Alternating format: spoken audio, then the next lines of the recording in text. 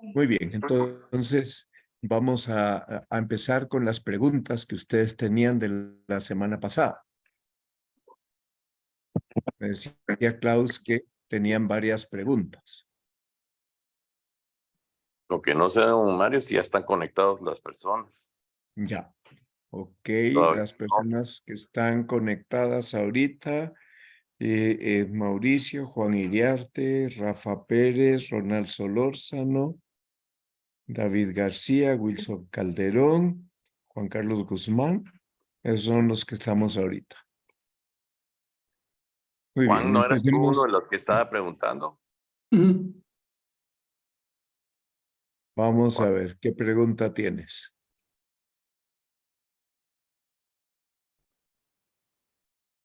¿a quién le habló, don Mario? Perdón. Sí, ¿alguno de ustedes tenía preguntas? En teoría, en Buenas teoría sí. noches. Ahí está. Buenas noches, don Mario. Buenas noches, Juan. Gracias. Bueno, yo tenía una pregunta, pero tal vez está desenfocada de la importancia de la charla de hoy, pero era algún comentario sobre la estancia del Papa en Portugal para la Jornada Mundial de la Juventud. Sí, Pues nada más eso, ¿verdad? Es decir, sí. alguna idea, don Mario. Gracias. Es un acontecimiento mundial de muchísima importancia, porque evidentemente, pues, las Jornadas Mundiales de la Juventud influyen en la Iglesia Universal y porque es una siembra, un encuentro con Jesucristo, y el Papa está sembrando en todos esos jóvenes, pues, todo el plan de Dios sobre la Iglesia y sobre las personas. De modo que ahí están futuros laicos santos, futuros sacerdotes santos, futuros obispos santos. Ahí probablemente también habrá algún papa futuro, ¿verdad? Porque evidentemente la Jornada Mundial de la Juventud es un despertar a la vida cristiana y un despertar vocacional también. Hay mucha gente que descubre su vocación en la JMJ. Y ya saben ustedes, pues, que la Jornada Mundial de la Juventud más concurrida fue en Filipinas, con 5 millones de personas reunidas. Es el acontecimiento mundial más multitudinario que ha habido en la historia. Cada jornada mundial ya le gustaría a cualquier político poder reunir 1 millón de personas, ¿verdad? O 2 o 3, pues no sé exactamente cuántos habrá ahora en Portugal, pero esta semana es muy decisiva porque está habiendo catequesis por grupos lingüísticos y luego porque ya el Papa hoy tuvo su primer encuentro con los jóvenes. Esta mañana tuvo un encuentro con los jóvenes de la Universidad Católica de Portugal. Me parece que esta tarde tenía un encuentro con toda la juventud, una misa. No, yo no he podido meterme a ver, pero pues seguramente la cantidad es muy abundante. Parece que Mauricio tiene noticias de cuánta gente hay. ¿Sabes, Mauricio?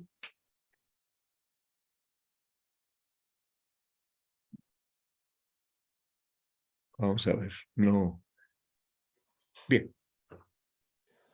Continuemos con nuestra clase entonces. Muy bien. Solo, don Mario, Wilson, ¿tú no tenías una pregunta por casualidad? Yo me acordaba que me habías hecho un comentario. Rafa No, Pérez tiene una pregunta, tiene la mano levantada. Sí, Rafa. Muy buenas tardes, qué gusto saludarlos a todos. Yo solo era un comentario con respecto a la charla de la semana pasada, que muy Sí. linda, encantadora en cuanto a la paternidad, la filiación, la patria potestad a la que estamos llamados como vocación, y pues de que la filiación no siempre tiene su base importante en la consanguinidad, y pues que lo vemos en San José, que siendo un padre adoptivo nos enseña esto a los padres que somos adoptivos, y Sí. que podemos tener esta filiación, una filiación a través del alma, del espíritu, del Sí. corazón. Sí, Eso es en nada e- más. sí, en efecto, San José vivió mejor la paternidad del espíritu que todos los padres del mundo la paternidad del cuerpo. Eso dice San Agustín. Muchas gracias por el aporte. Muy bien, dice Mauricio que no tiene el dato. Muy bien, sigamos avanzando entonces. Gracias, Rafa. Yo ¿Alguien solo más quería darle tiene algo gracias, que...? don Mario. Muy bien, muy bien. Bueno, pues entonces resulta que el espacio familiar ha de ser tan cuidado por parte del padre y de la madre que ahí, entre los hijos y los padres y los parientes más próximos, se viva el amor verdadero que lleva consigo siempre el perdón, el respeto, la fidelidad y el servicio desinteresado. Y bueno, cuando un hogar funciona así, en ese hogar hay mucha presencia de Dios y hay mucha rectitud de intención. Y ese es el ambiente más apropiado para educar las virtudes de los hijos y para que las incorporen a sus vidas y las practiquen. Entonces, es lógico que cuando el nido es equilibrado en el amor de padre y en el amor de madre, en el hogar hay abundantes frutos y el Señor hace que aquello vaya a aportar a la sociedad y al bien común de la sociedad personas muy equilibradas en su afectividad y en su personalidad y personas muy justas que saben ya lo que es el amor, lo que es la verdadera libertad, lo que es el verdadero servicio, y cuando entran en la vida social, esas personas impactan. Bien, pues es lógico que nos planteemos entonces ese camino de crecimiento por donde el Señor nos lleva.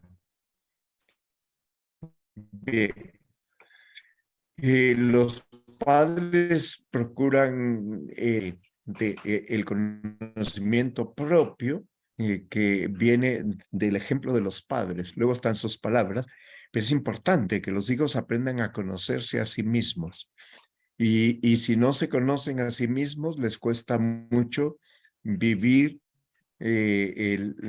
pues su vida de cristianos con alegría y con sinceridad. Imagínense que un hijo no se da cuenta que es egoísta, pues ¿cómo va a vivir la virtud de la generosidad?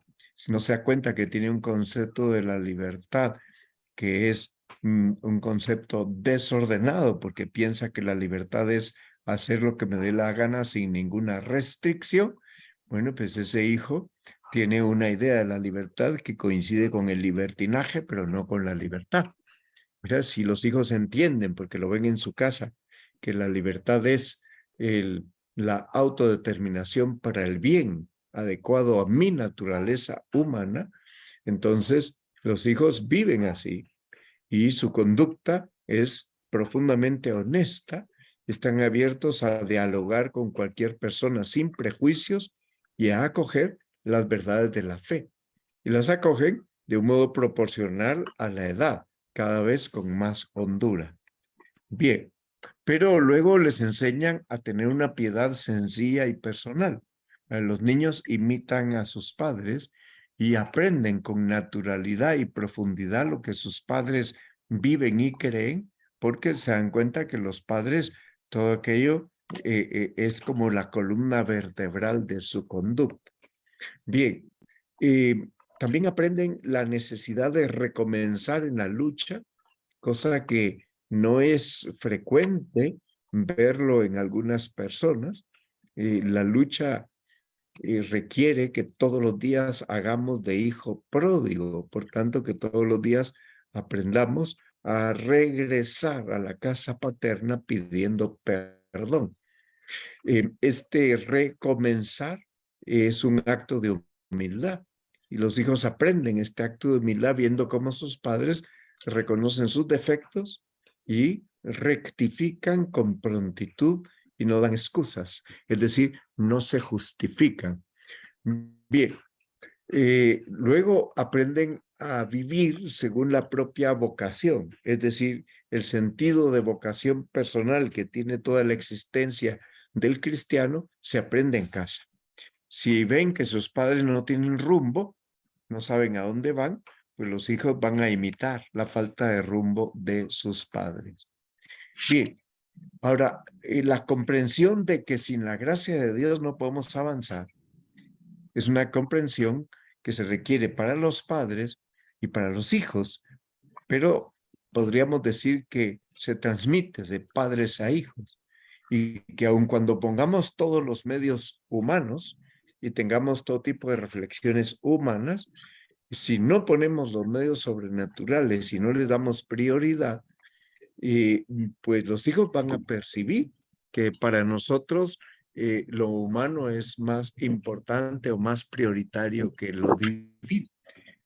Si ven que somos exhaustivos en los medios humanos, pero muy parcos en los medios sobrenaturales, pues eso es lo que ellos van a practicar por falta de un adecuado orden y equilibrio. Bien, es lógico que los papás aprendan a respetar la libertad de los hijos y a respetar que cada hijo es distinto, por tanto, la singularidad de los hijos. Y que les enseñen a usar bien la libertad. Si tú tomaste una decisión, tienes que hacerte responsable de la decisión que tomaste. Pero el respeto a la libertad de los hijos solo es posible en la medida en que los hijos han aprendido a ser responsables de sus actos, porque no se puede respetar una decisión arbitraria de un hijo, es decir, una decisión que no coincide con la verdad o que irrespeta la verdad. Dicho de otra manera, el vehículo de la libertad solo puede circular sin accidentes en la autopista de la verdad. Ese vehículo puede ir a toda velocidad, pero en una única autopista, que es la de la verdad. Bien, entonces el ejemplo de la conducta de los padres es fundamental y además es fecundísimo. Si los padres no dan ejemplo gráfico con su conducta, es decir, si las obras de los padres son de berrinches, son de caer en el mutismo, si los padres dejan de hablar a uno de los hijos o a la esposa, le quitan el habla a la suegra o maltratan a la empleada del hogar, los hijos van a hacer lo mismo, exactamente lo mismo. ¿Por qué no disciernen? O van a ser jueces durísimos de sus padres por aquello que han hecho. Entonces, los padres les toca unir el cariño y la fortaleza con la vigilancia y la paciencia. Vigilancia que no es policíaca, pero que es vigilancia. Es la vigilancia propia del cariño. Y la paciencia de quien sabe que no se conquista una virtud de un día para otro. Y por tanto hay que repetir muchos actos y poner muchos ejemplos hasta que se adquiere la virtud. Fortaleza, porque hay papás que son muy alcahuetos. Y, por ejemplo, ocurre que el niño no se quiere comer la sopa y que le dicen, bueno, déjela ahí o déjala ahí y piden que le traigan otra cosa al niño porque no quiere la sopa. Eso es educar en el capricho. Pero si se ha servido la sopa y eso es lo que hay de menú, que se la tome, como se la toman los demás. Si no aprenden el desprendimiento de sus propios gustos en la mesa, en la televisión, en el uso del asiento que consideran mejor o preferido en el carro, si no se desprenden en su propia casa de sus juegos o sus juguetes favoritos, pues no lo van a hacer con los demás, porque ya tienen el egoísmo muy arraigado. Bueno, que los papás se hagan amigos de los hijos es fundamental, pero ser amigos de los hijos requiere compartir con ellos y los padres comparten con sus hijos cuando hacen deporte, cuando van a acampar, cuando suben una montaña, cuando hacen ejercicio físico, cuando juegan un juego de mesa y les brindan confianza a sus hijos para que puedan hablarles de lo que quieran, de lo que necesiten. Es imprescindible si queremos educar que los papás, entre padres e hijos, haya un clima de confianza total. Si sembramos distancias y no logramos que los hijos tengan confianza para abrir el corazón, qué difícil formar a esos hijos. Bueno, entonces imagínense ustedes que un niño ve que su padre está tatuado. ¿Qué va a querer el niño? Tatuarse igual que su papá. Le parecerá que eso es lo más natural. ¿Verdad? Si ven que el papá se corta el pelo, pues como que fuera Cristiano Ronaldo, ¿verdad? Todo rapado por debajo y una raya impecablemente hecha en pues, su cabeza, bueno, pues el niño querrá imitar eso que hace su padre. Dedicar tiempo a los hijos para estar juntos, para comer juntos, para escucharlos, para interesarse por lo que cuentan, eso es muy formativo y es la única manera de que ellos agarren confianza. Bueno, entonces parte de la formación de los hijos es el clima de fortaleza y caridad que tienen los padres. Si tienen que corregir, no pueden dejar de hacerlo. Por eso dice la carta de los Hebreos, capítulo 12, que hijo hay a quien su padre no corrija, pero tienen que corregir con moderación. Por eso San Pablo en Colosenses 3 insiste en que no se excedan al reprender a sus hijos porque pueden volverlos pusilánimes, es decir, pueden convertirse en hijos con el ánimo corto, el ánimo muy estrecho, porque tienen miedo. Bueno, entonces los padres tienen el derecho de elegir una escuela para los hijos. Actualmente yo lo que he notado es que con frecuencia los padres le preguntan a los hijos si les gustaría cambiarse de escuela. Y si los niños dicen que no, santa palabra. Aun cuando a los padres les parezca que no les conviene seguir donde están. Entonces tienen que buscar una escuela para sus hijos que corresponda a sus convicciones. Si buscan una escuela solo porque ahí les van a enseñar inglés, pero los padres no valoran que el clima de convivencia en esa escuela es de consumismo, de rivalidad, de competencia en las marcas, de competencia en las formas de divertirse.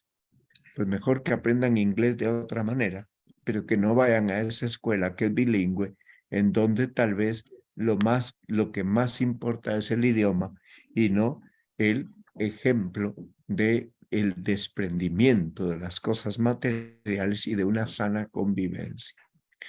Bien, ¿y qué decir de los poderes públicos?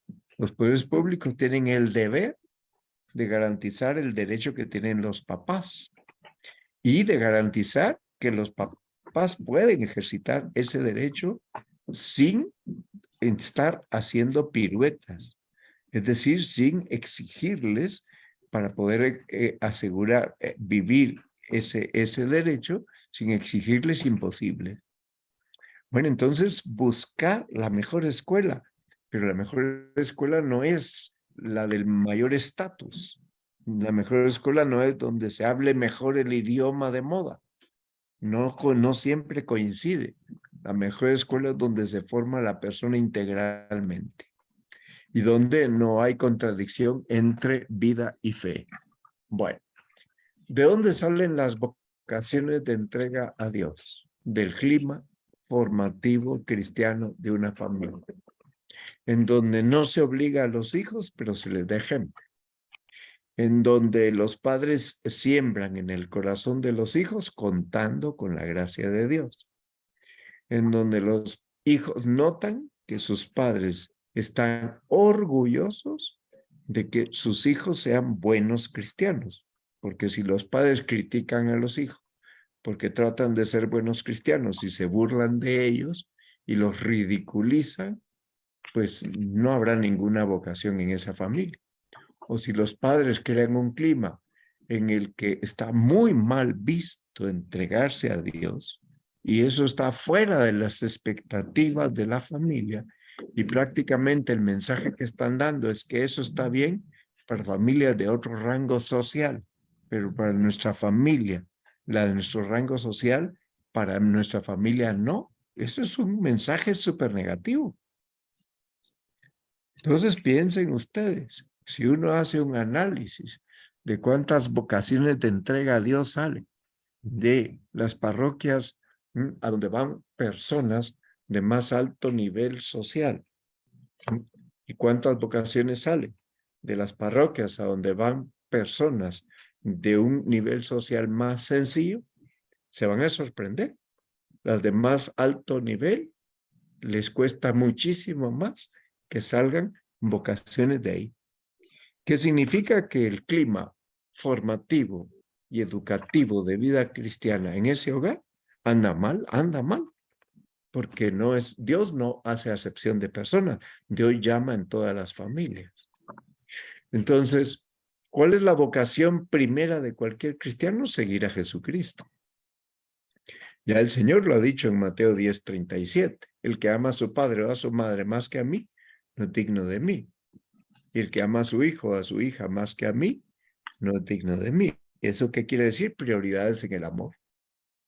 Y los padres están apegados a los hijos, difícilmente van a desprenderse de ellos si los hijos les plantean entregarse a Dios. Yo quería nietos. Yo quería que tú estudiaras tal carrera y ahora te vas a ir a estudiar esa otra cosa. Y yo no estoy de acuerdo. No te voy a apoyar. Te desheredo. He visto casos de esos. Bueno. Entonces, el misterio de la llamada de Dios a los hijos hay que respetarlo y apoyarlo, aun cuando los padres no lo entiendan, o cuando les cueste a los padres aceptar que Dios les ha llamado un hijo. Pero si Dios les llama a un hijo, quiere decir que Dios tiene mucha confianza en esos papás, porque Dios no va a llamar a un hijo ahí donde no tenga confianza con esas personas. Bueno, entonces, ¿dónde se cultivan las disposiciones adecuadas para la respuesta a la vocación? Se cultivan y se fortalecen sobre todo en la oración. Porque cuando en un hogar se hace oración de verdad y los padres hacen oración de verdad y los hijos han aprendido de sus padres a hacerla, en ese hogar madura la confianza en Dios. Y eso permite que los padres abandonen la tendencia a sobreproteger a sus hijos y eviten darles excesos a los hijos. Unos padres que les dan todo lo que piden y en el plano de las diversiones consienten a los hijos dándoles diversiones costosas, exquisitas y diversiones exóticas. Pues esos padres lo que están consiguiendo con eso es que sus hijos no oigan la voz de Dios, que lean el Salmo 95. Bien, entonces lo que más puede ayudar a acompañar a los hijos en el discernimiento de su vocación es ver que sus padres tienen fe y esperanza, que confían en ellos, que confían en Dios. Ok, ¿qué más deberes tenemos en el cuarto mandamiento? Deberes con quienes gobiernan la iglesia. Por tanto, nuestra actitud respecto a quienes gobiernan la iglesia es confianza y espíritu filial. Aceptación pronta y cristiana obediencia de lo que manden los obispos, porque al fin y al cabo ellos son los representantes de Cristo y establecen en la iglesia, pues Cristo los ha puesto en la iglesia como maestros y gobernantes. Si no rezáramos por los obispos y por los sacerdotes, pues estaríamos incumpliendo un deber del cuarto mandamiento, porque la cuenta que tienen que dar a Dios los obispos y los sacerdotes es altísima y van a dar cuenta de nuestras almas. Bien, por otra parte, pues dentro de esa jerarquía está el amor al Papa. Y esto es una pasión que tiene que brillar en el corazón de cada cristiano, porque el Papa, pues es el dulce Cristo en la tierra, es el vicario de Cristo. Entonces, uno tiene que distinguir, cuando uno hace oración, tiene que distinguir en acontecimientos que a veces no entiende o le producen dolor, pero distinguir que ahí está actuando el Espíritu Santo. pedir por el Papa es un deber de todo cristiano. Apoyar al Papa es un deber de todo cristiano. ¿Y qué deberes tenemos con las autoridades civiles? Pues el cuarto mandamiento nos manda a honrarlos, ¿verdad? Porque si ellos han recibido de Dios una autoridad en la sociedad, es para nuestro bien. Y si ellos no trabajaran por nuestro bien, tenemos el deber de hacérselos ver. Pero hay que hacérselos ver honrándolos como autoridades. Entonces, lógicamente, este mandamiento determina los deberes de quienes ejercen la autoridad y los deberes de quienes estamos sometidos a la autoridad. El deber principal de todos es trabajar en vista del bien común. Hay gente que reduce el bien común al pago de los impuestos. A mí me parece que ese reduccionismo no es sano. Magnífico. Paguemos nuestros impuestos. Pero imagínense ustedes el día que todos los médicos colegiados del país aporten como médicos soluciones a los problemas del país, viables, soluciones en las que están dispuestos a comprometerse. Ese día daremos un salto muy grande en el campo de la salud en el país. El día que todos los ingenieros agrónomos se pongan de acuerdo en hacer propuestas viables al gobierno y trabajen en conjunto para sacar adelante el país en el campo agrícola, o que todos los ingenieros industriales se propongan apoyar el crecimiento industrial del país sin tener que ofrecer metas de crecimiento industrial y hacer que conozcan las autoridades esas metas y esos proyectos. Ustedes se dan cuenta de que así podíamos seguir señalando todas las profesiones, pasando por los abogados, las enfermeras, los enfermeros, pues podíamos hacer una lista muy grande. Ahí está el bien común. Entonces, ¿qué deberes tienen los ciudadanos? San Pedro en su primera carta dice que hay que respetar las leyes justas, no las injustas, y cumplir los mandatos legítimos de las autoridades. Pero luego hay que ejercitar los derechos, cumplir los deberes ciudadanos. Nos toca intervenir responsablemente en la vida social y política. Esto es importante entenderlo, ¿verdad? ¿Qué significa? Si es que yo no estoy en ningún partido político, no hace falta. Si no es tu vocación estar ahí, no importa. No hace falta, pero tienes que intervenir en la vida social y política desde tu propia ubicación. Es que yo soy médico, es que yo soy abogado, que yo soy ingeniero, es que yo soy enfermero, es que yo me dedico al campo. Bueno, muy bien, cada uno tiene su área. Y como decía, si proponemos proyectos viables y procuramos estar abiertos a que esos proyectos se perfeccionen y que sean realmente realizables y no utópicos, estamos contribuyendo al bien común, estamos interviniendo responsablemente en la vida social y política. Bien, entonces, ¿cuándo no tenemos obligación de seguir las órdenes de las autoridades civiles?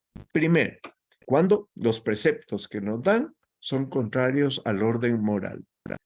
Cuando son contrarios a los derechos fundamentales de las personas, el derecho a la vida, el derecho a la libertad religiosa, el derecho a erigir una familia, el derecho a la educación, el derecho a la salud, el derecho al trabajo. Bueno, si las autoridades civiles dieran preceptos, órdenes contrarias a estas verdades fundamentales, tendríamos que oponernos y no obedecer. Entonces, esta justificación, ¿dónde se justifica este rechazo a obedecer esos mandatos? En la distinción que nos ofrece el Señor en Mateo 22, 21. Da al César lo que es del César y a Dios lo que es de Dios. Y lo que dice el libro de los Hechos de los Apóstoles, capítulo 5, hay que obedecer a Dios antes que a los hombres. Bueno, entonces, ¿qué autoridades tienen deberes tienen las autoridades civiles? Pues tienen que ejercer su autoridad como un servicio. pero claro, no para apropiarse de los bienes, no para enriquecerse, no, un servicio a toda la sociedad. Y luego tienen que comprender que el ejercicio del poder está condicionado por la moral y que por tanto no pueden hacer nada que sea inmoral. Bien, entonces si las autoridades civiles establecieran algo contrario a la dignidad de las personas, a la ley natural o al bien común, habría que oponerse. Muy bien. Debe haber una justa jerarquía de valores que facilite usar de la libertad y de la responsabilidad. ¿Y eso dónde está? Entonces, ¿qué tienen que buscar los que gobiernan? Tienen que buscar la justicia distributiva con sabiduría. ¿Y qué es la justicia distributiva? Se distribuyen las cargas y los honores entre los ciudadanos de una manera equitativa, a cada uno según sus circunstancias. Esto es lo más difícil. No es lo mismo la carga fiscal que puede tener una persona que tiene muchos bienes que la carga fiscal que pueda tener una persona que vive al día, que vive con $1 al día. Bueno, entonces, esta justicia distributiva, distribuir cargas y honores sabiamente, esto es un deber de las autoridades que han de tener una jerarquía de valores para hacer esta distribución. Pero, ¿cómo distribuyen esas cargas teniendo en cuenta la contribución de cada uno al bien común? Una familia numerosa contribuye más al bien común que una familia sin ningún hijo. Bueno, tampoco se puede ver las cosas a ciegas porque hay gente que no tiene hijos porque no los puede tener. Bien, o que tienen 1 o 2 porque no pudieron tener más. Bien, entonces tienen que tener en cuenta las necesidades de cada persona, la contribución que cada uno hace a la paz social y a la concordia. Y tienen que cuidarse de no poner ni tomar disposiciones que induzcan a la gente a apropiarse de los bienes, es decir, tentación de contraponer el interés personal al interés de la comunidad, porque el interés personal tiene que estar al servicio del interés de la comunidad. Eso significa que evidentemente pues las personas que forman parte de aquella comunidad bien común pues tienen una prioridad. Bueno, entonces esta es la última diapositiva. El poder político tiene que respetar los derechos fundamentales de la persona. Y cuando administran justicia lo tienen que hacer de modo humano. ¿Eso qué significa? Tienen que respetar los derechos de todos, de modo particular derechos de las familias y de los indefensos. Imagínense ustedes un país en el que la administración de justicia está secuestrada o está comprada, en donde primero te meten a la cárcel y te acusan de algo y después te dicen defiéndase y demuestre que usted no es culpable. Es un país que ha invertido el orden, porque el que afirma está obligado a probar según el derecho. Si usted afirma que yo soy un ladrón, demuéstreme usted que yo soy un ladrón, pero no me meta a la cárcel sin haberme demostrado que soy un ladrón. Ok. Hay gente que está en la cárcel y no saben por qué están. Y en tercer lugar, el poder político tiene que favorecer el ejercicio de los derechos políticos de los ciudadanos. No pueden limitarlos sin motivos legítimos y además proporcionados. Imagínense ustedes un país en el que se prohíba la libre asociación de los ciudadanos con fines políticos o se prohíben los partidos políticos. Lo que se puede hacer es normarlos. Eso sí, se puede dar una normativa para que tampoco proliferen los partidos políticos en vista de que es un gran negocio. Sí, eso sí se podría hacer. Muy bien, vamos a las preguntas y quito las diapositivas.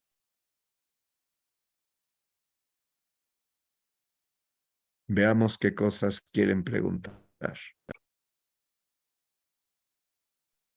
Ahí estaba Rafael con la mano ¿Sí, levantada. Rafa? Sí, sí. O se le olvidó bajarlo, pues tiene el micrófono apagado. Y si soy yo, no la bajé. A menos que No sea la alguien más. levantaste ahorita. Muy No. bien. Bien. Solo es quitarla entonces. Muy bien. Bueno, ¿alguien quiere preguntar algo de toda esta temática? Fíjense cómo del cuarto mandamiento hemos llegado a los funcionarios. Cabalmente, don Mario, yo quería hacer comentario que ahorita en estos momentos críticos debemos de pensar también nosotros como ciudadanos que nuestros valores son los más importantes, que lo que estamos hechos nosotros son de estos Desde mandamientos, luego. ¿verdad? Y que debemos Sí, procurar por sí, es mantenerlos muy, no nos en eso. podemos mantener el orden público, mantener la paz social, mantener la serenidad, evitar discusiones inútiles, Exacto. acoger a los gobernantes electos y exigir a los gobernantes electos que cumplan sus deberes, pero con una exigencia que no es amarga, sino con una exigencia amable, con fuerza, pero amable. Correcto, don Mario, así es. Muy bien. Ok. Ricardo, ¿querías preguntar algo? Sí, don Mario, la presión muy fuerte ahora de los llamados progresistas está pasando en Estados Unidos. Sí. Bueno, hay tanta información al respecto y estamos a punto aquí de Sí. entrar en una situación muy complicada. Yo creo que tenemos que ser muy activos en ese sentido y por lo menos a nuestros amigos, a la gente que podamos, con las que podamos influir, advertirles de que esto no es broma. Hoy vi un video en una ciudad de México Sí. donde iba un señor con su hija de 2 años y un niño de 5. Y con 3 carros, un grupo de gente, de fulanos le pegó y le secuestraron a la Perdón, niña. se te oye poco, yo te oigo poco. Les comentaba que ahora con esta situación tan complicada que estamos viviendo en muchos países y lo que nos espera en Guatemala, pues nuestro deber es pues, ser más activos y advertirle a nuestros amigos, a nuestros familiares y gente que a veces no conocemos de lo que nos puede pasar si no estamos pues exigiendo que las cosas sean en orden y apegado a la justicia, a la moral, etcétera. Hoy vi un video de un padre de familia que iba caminando en una ciudad de México con una niña de 2 años y un niño de 5 y con 3 carros bien organizados le pegan y le secuestran a la niña y al niño. Ya nos imaginamos lo que va a pasar. El pobre señor se quedó ahí desesperado tratando de que alguien lo ayudara y nadie lo ayudó, ¿verdad? Esto fue grabado en una cámara de un video. Y bueno, ha habido cosas muy lamentables aquí en nuestra Guatemala y tenemos que estar vigilantes para ser más prudentes, ser más exigentes para principios ya tan grandes. Hoy vienen los nietos. Hay que cuidar a los niños muchísimo. Claro. Sí. Y sin Muy miedo. bien. Muchas Así gracias, Ricardo.